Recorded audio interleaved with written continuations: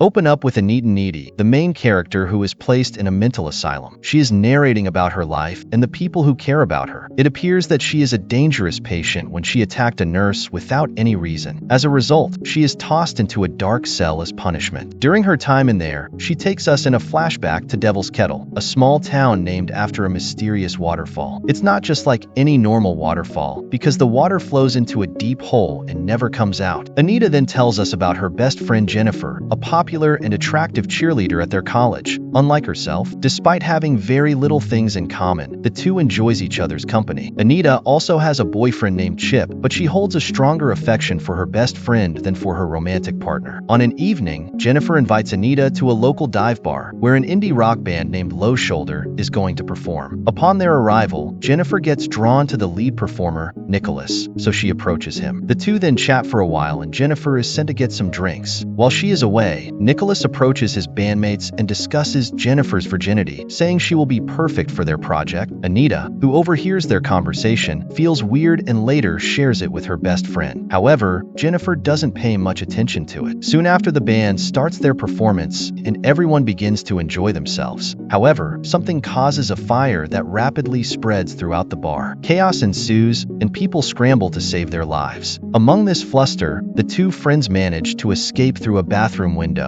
Surprisingly, the band members are already outside, acting in a relaxed manner as if nothing happened. They talk for a while, and out of the blue, Nicholas asks Jennifer to join them. The whole thing creeps Anita out, but Jennifer acts without any hesitation. She even ignores her best friend and gets into the guy's van. Anita returns home and immediately contacts her boyfriend, sharing all the details of the incident with him. In the middle of their conversation, Anita is startled by the sound of the doorbell. She slowly goes downstairs and opens the door, but discovers nobody outside. With a shaky self, she returns to her room, but then hears noises coming from the kitchen. Anita goes to investigate, only to find Jennifer completely covered in blood. To make matters more creepy, she lets out an evil smirk. Jennifer then opens the fridge and starts devouring raw chicken. Just then, she screams at the top of her lungs and vomits a trail of dark fluid. It appears as if she has been possessed by some sort of devilry. The whole scenario is too much for Anita to handle, so she attempts to call for help, but Jennifer quickly pins her against the wall. She then prepares to bite Anita's neck, but something takes over her and she suddenly leaves the place. The following morning at the school, Anita appears disturbed. It's too much for her to process and is trying hard just to hang in there. Shortly after, their professor offers condolence for those who lost their lives in the bar incident the previous night. Everyone is saddened by the news, but Jennifer remains indifferent and even mocks the situation. Confused, Anita wonders what is wrong with her friend. She knows that her behavior has something to do with the Low Shoulder band. Later, Anita corners her boyfriend and tells everything about Jennifer, including her evil appearance from the other day. On the other hand, Jennifer approaches the college football team captain, Jonas, who is grieving the loss of his best friend. Apparently, he also died in the fire incident. With words of comfort, Jennifer leads him to the forest located behind their college. Once there, she begins to seduce him, while several birds and animals mysteriously start surrounding them. Just as Jonas is about to inquire further, Jennifer transforms into her evil form and brutally disembowels him. The college professor hears his chilling scream, who rushes to the scene and finds his distorted corpse. Later in the evening, Anita and Jennifer engage in a phone conversation. Anita remains haunted by the incident, but Jennifer urges her to move on, emphasizing that life is too short for this kind of things. In the midst of their conversation, Jennifer deliberately burns her own tongue with a lighter, yet she remains unharmed. Just then, Anita is called by her boyfriend, who shockingly informs her about Jonas' murder, making her even worried. Meanwhile, Low Shoulder Band gains a lot of popularity due to the false rumors that they saved a lot of people during the fire. Hundreds and thousands of people start requesting them for a concert. Following this, the movie cuts to 1 month later. The locals, including Anita, are finally able to smile again and move on from the tragic incident. However, Jennifer appears unwell, like some kind of drug-addicted person who hasn't used for some time now. One day after class, she and Anita are walking down the hallway when a classmate named Colin asks her out on a date. Surprisingly, Jennifer accepts the invitation and takes him her address, inviting him to her place. Later that night, Colin eagerly drives to the location provided by Jennifer, while Anita and Chip spend intimate time together. Upon arriving at the destination, Colin realizes that the area is deserted and the house is still under construction. Despite this, he enters enters the house and encounters Jennifer, who momentarily startles him from behind. Without wasting any time, she begins to seduce and kiss him. For the first few minutes, everything goes as normal and the poor boy has a wonderful time. But then, he notices a disturbing change in her eyes. Colin tries to run away, but the evil girl once again transforms into her monstrous form and brutally kills him. Meanwhile, Anita, who is in the middle of romance, suddenly starts hallucinating. She sees Jonah's spirit on the couch and blood dripping from the ceiling. This unsettling experience terrifies her. Her boyfriend is like, "Am I hurting you?" leading her to abruptly leave Chip's place and drive away. However, it is not the end of her worries, as she almost runs over Jennifer, who is drenched in blood. Filled with panic, Anita rushes back home and locks herself in her room. Attempting to calm her disturbed mind, she lies down in bed. However, to her dismay, she finds Jennifer present in her room, appearing normal once again. This perplexed Anita, leaving her unsure of what is happening. And before she can even react, Jennifer unexpectedly kisses her, intending